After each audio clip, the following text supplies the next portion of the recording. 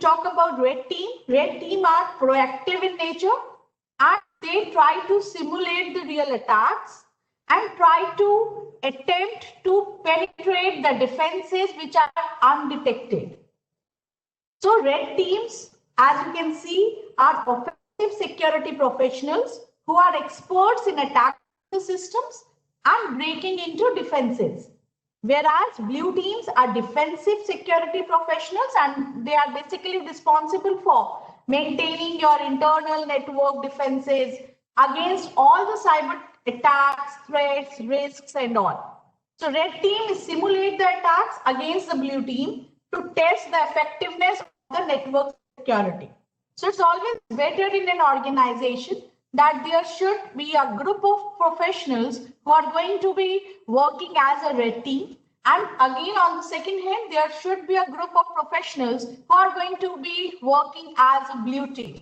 So combination of this red team and blue team may exercise or may provide a security solution to the organization, ensuring strong defenses while keeping in view the threats which are actually been evolving against the organization.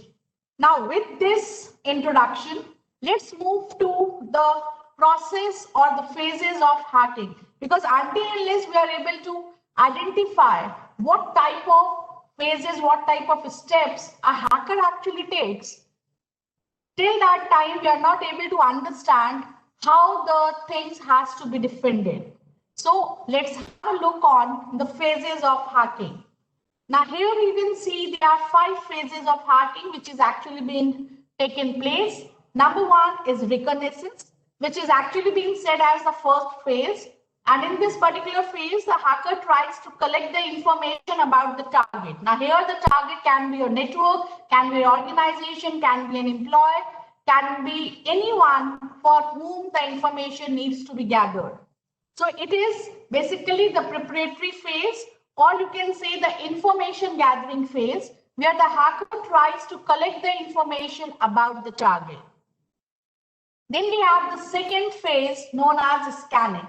Now, scanning is basically the phase where the attacker begins to actively probe a target machine or maybe the network for the vulnerabilities, the flaws, the weaknesses which can be exploited. So now there are multiple tools, automated tools, which are actually being used for this. Maybe you will be learning those tools in the next sessions and all. So these tools may be Nessus, you can use Nexpose, you can use Nmap, even you can use. So there are multiple automated tools through which the scanning can take place. And this scanning again is of 3 kinds: port scanning, vulnerability scanning, network scanning, and all. Then we have the third phase known as gaining access.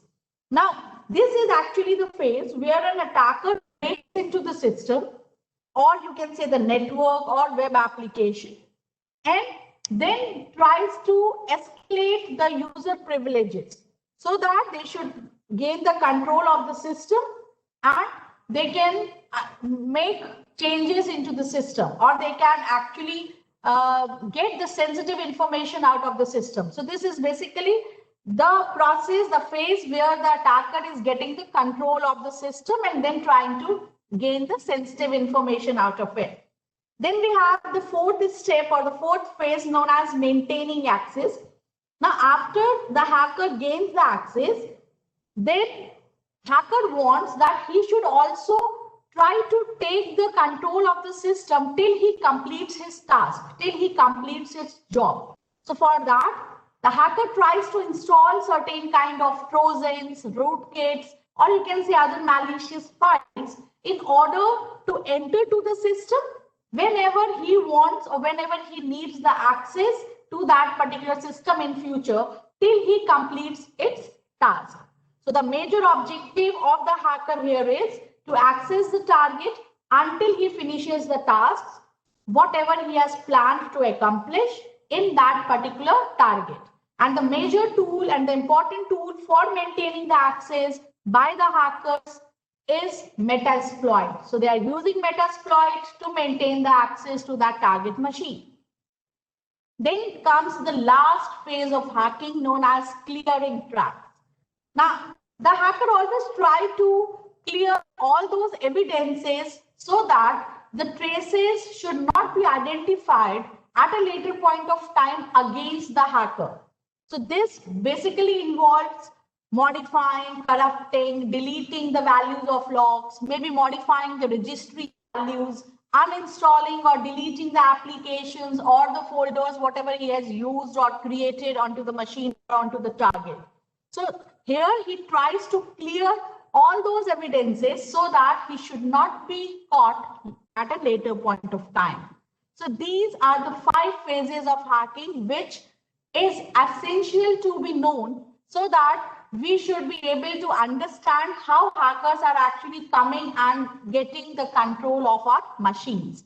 Now, today's objective is to understand the first phase of hacking, that is reconnaissance. So now what is reconnaissance? What is information gathering? How the hackers are trying to get the information of your organization, of your own, and then how they are using it for their malpractices. So let's come to the first part, reconnaissance or information gathering. So what is information gathering? Information gathering is the process of collecting as much as information the hacker may collect from different sources, maybe about any individual, company, organization, server, IP address, or maybe group of persons. So here the hacker tries to collect the data majorly on the security portion of the organization and also tries to reduce the focus area. Now focus areas such as he will try to find out the IP addresses of the target, he will try to identify the vulnerabilities within the target system, and even he will also try to draw a network map. Now, when I say network map, this is basically whatever information he's gathering from different sources, he's going to collect it together and put it in some manner so that he should use that information at the time of gaining access. So that is what is being said as network map. He will basically get the information related to the protocols, the open ports, you can say the domain name, your system name and password and so on. So this is basically the first phase where the hacker is trying to get the information from the public tools, from the open source, and those open source, maybe we all are using it.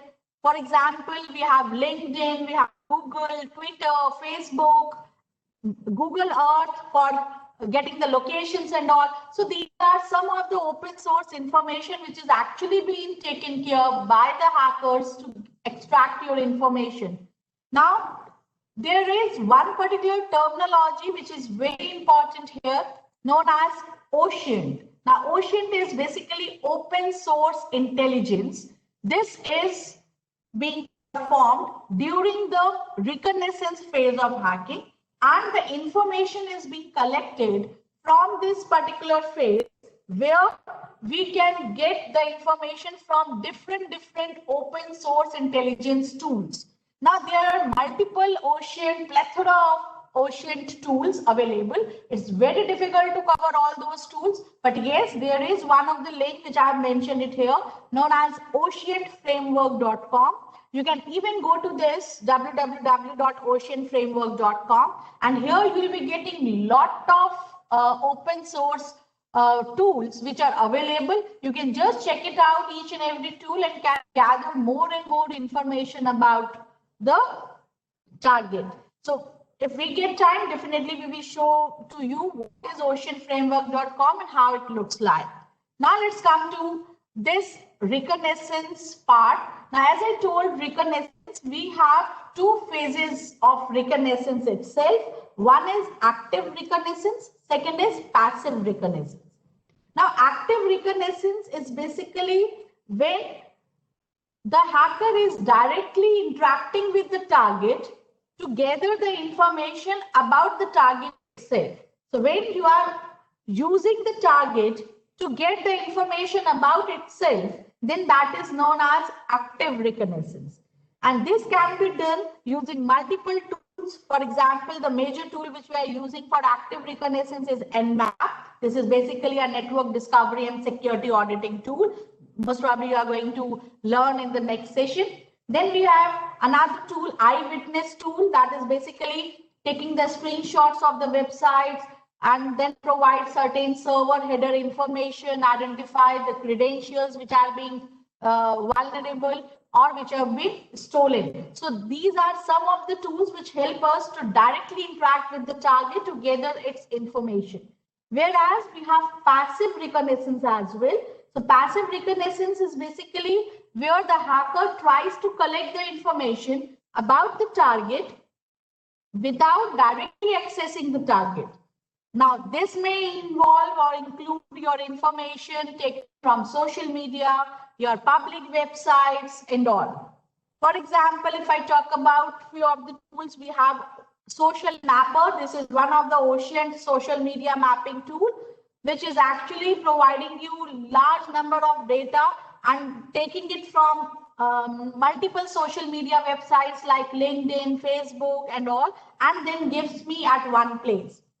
Other than that, we have the Harvester tool, your MetaGoofy tool, and multiple tools are there, right? So all these tools are helping us to actually gather the information about the target, either actively or passively.